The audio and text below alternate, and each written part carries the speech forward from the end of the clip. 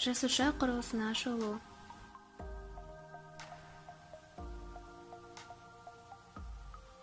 Жасушалар ағзаның ең қарапайым тірі бірлігі. Барлық жасушалардың, олар қандай жасуша түрі болмасын, үш ортақ қасиеті бар. Барлық жасушалардың жасуша мембранасы болады. Ол жасушаның ішкі бөлігін қоршаған ортасынан бөліп тұрады. Сонымен қатар, цитоплазма деп аталатын желе тәрізді қоймалжың сұйықтығымен жасушаның генетикалық материал болатын ДНК-сы болады. Жасушаларды екі үлкен санатқа бөлуге болады. Бірінші түрі эукариоттық жасуша. Оларда органеллалар болады. Органеллаларға ядро және басқа арнайы бөліктер жатады. Эукариоттық жасушалар өсімдіктер мен жануарларда табылатын көбірек дамыған күрделі жасушалар. Екінші категорияға прокариоттық жасушалар жатады. Оларда ядро немесе мембранамен қоршалған органеллалар болмайды. Олардың генетикалық материалы болады, алайда ол ядрода орналаспайды.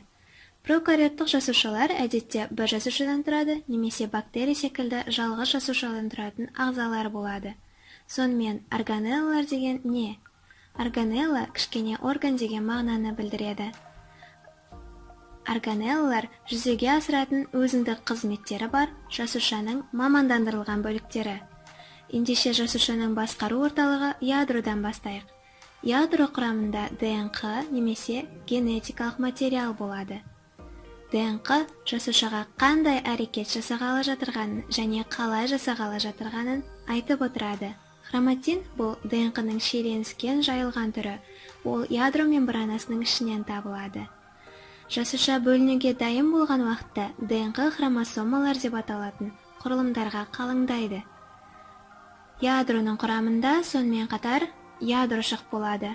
Бұл рибосомалар жасалатын құрылым.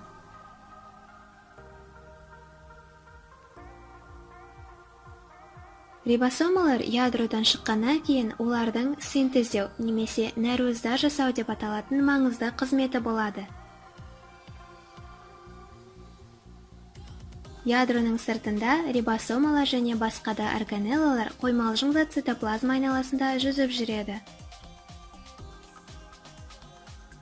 Рибосомалар бос күйінде цитоплазманы шарлап жүре алады, немесе кейде ЭПТ деп қысқартылып айтылатын эндоплазмалық торға бекіне алады. ЭПТ-ның екі түрі бар. Қабырғаларында рибосомалар бекінетін түйіршікті ЭПТ және рибосомалары болмайтын тегіс ЭПТ. Эндоплазмалық тор бұл мембранамен қоршалған транспорттық материалдарға арналған өткізгіш канал. Транспорттық материалдарға рибосомалар синтезdeйтін нәруыздар мысал бола алады. Нәруыздар және басқа материалдар эндоплазмалық тордан кішкентай весикулалар арқылы шығады. Сол жерден оларды Golgi аппараты қабылдап алады. Нәруыздар Golgi кешені бойымен қозғалу кезінде олар жасуша қолдана алатын пішіндерге келтіріледі. Golgi аппараты мұны нәруыздарды қолдануға ыңғайлы пішіндерге жинақтау арқылы немесе оған липидтер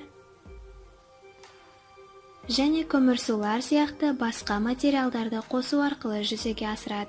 Вакуольдер бұл әртүрлі материалдарды жинақтайтын қап тәрізді құрылым.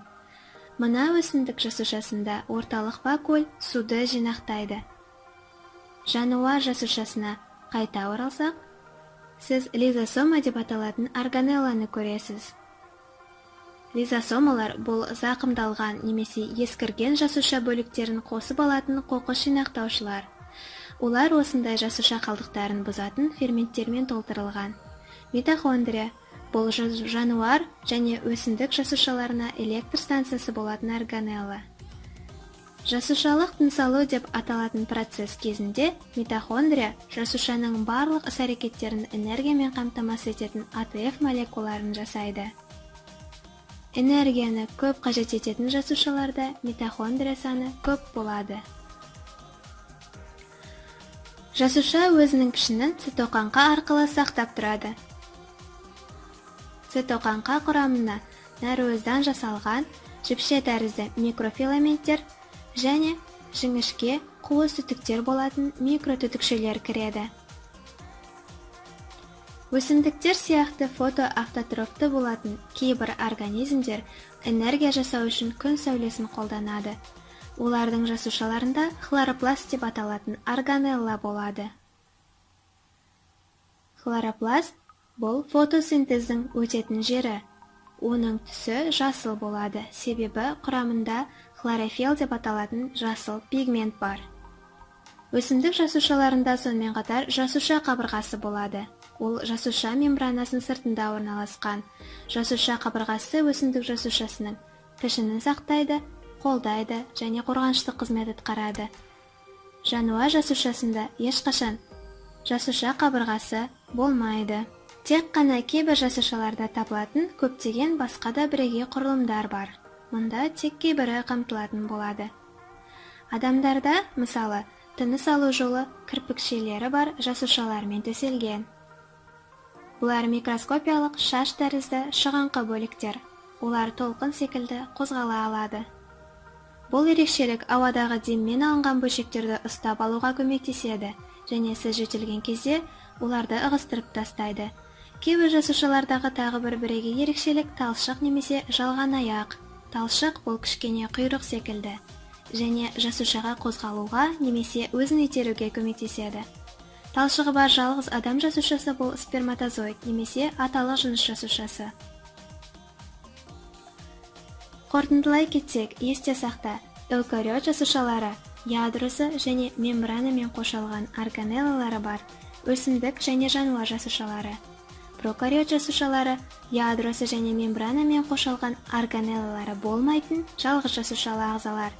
Барлық жасушаларда жасуша мембранасы, цитоплазма және генетикалық материал болады.